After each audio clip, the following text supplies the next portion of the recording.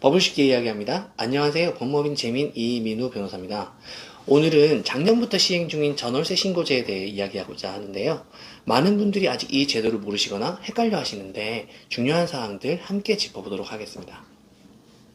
2021년 6월 1일부터 시행된 주택임대차 신고제, 우리가 흔히 전월세 신고제라고 하죠. 1년 계도 기간을 거쳐서 2022년 6월 1일부터 임대차 신고를 하지 않으면 100만원 이하의 과태료를 부과하기로 하였었습니다. 최근 국토교통부는 일반 국민들의 부담을 완화하고 지자체의 행정여건 등을 감안해서 2023년 5월 31일까지 1년 더 계도 기간을 연장하기로 결정하였는데요. 즉, 내년 5월 31일까지는 과태료 부과를 하지 않겠다는 말입니다. 다만 주택임대차 신고제도 자체는 시행 중이기 때문에 많은 분들이 헷갈려하는 부분을 중점적으로 다뤄보도록 하겠습니다. 일단 신고 대상에 대해 살펴보죠. 2021년 6월 1일부터 체결된 신규 임대차 계약, 갱신된 임대차 계약은 모두 임대기간, 임대료 등의 계약 내용을 신고해야 합니다. 2021년 6월 1일 이전에 체결된 계약은 신고 대상이 아닌데요. 만약에 내가 2021년 5월 31일에 계약을 체결했다. 그러면 신고 대상은 아닌 거죠. 그리고 금액 변동이 없는 갱신계약이나 재계약은 신고하지 않아도 됩니다. 또한 보증금이나 차임을 기준으로도 신고 대상을 정했는데요. 보증금이 6천만 원을 초과하거나 월세가 30만 원을 초과하는 금액인 경우 그 임대차 계약은 모두 신고를 해야 합니다. 초과니까 보증금 6천만 원, 월세 30만 원까지는 신고하지 않아도 된다는 말이고요. 이 금액을 넘는 계약부터 신고를 해야 한다는 말입니다. 대신 임대주택이 있는 곳이 경기도 이외의 도지역의 군이라면 신고할 필요가 없습니다. 서울, 경기, 인천 등 수도권, 광역시, 세종시, 제주도, 다른 도지역의 시지역에 있는 임대차 계약만 신고하시면 됩니다.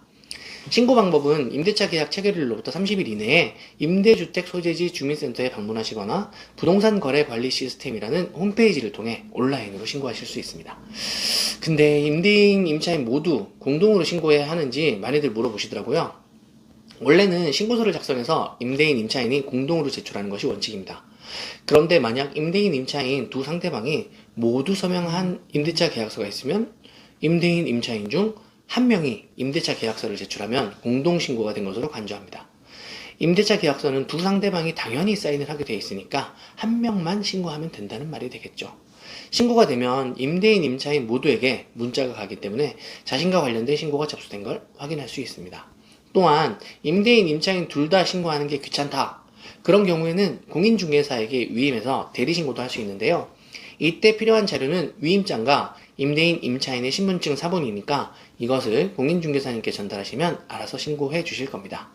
만약에 세입자가 계약 후 30일 이내 전입신고를 하는 경우, 이때 세입자가 전입신고를 할 때는 임대차 계약서를 같이 제출하시잖아요. 그러면 주택임대차 신고도 된 것으로 보니까요. 이 점을 참고하시기 바랍니다. 그리고 본제도는 주택의 임대차를 신고하는 것인데 여기서 주택이란 주택임대차 보호법상 주택이기 때문에요.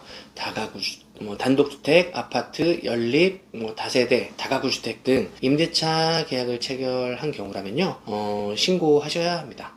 또 상간의 주택에서 주거용으로 임대차 계약을 체결한 경우도 있는데요. 이것도 신고 대상입니다.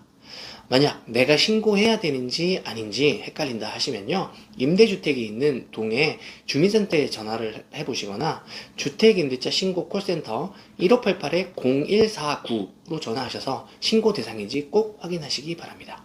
시청해주셔서 감사합니다.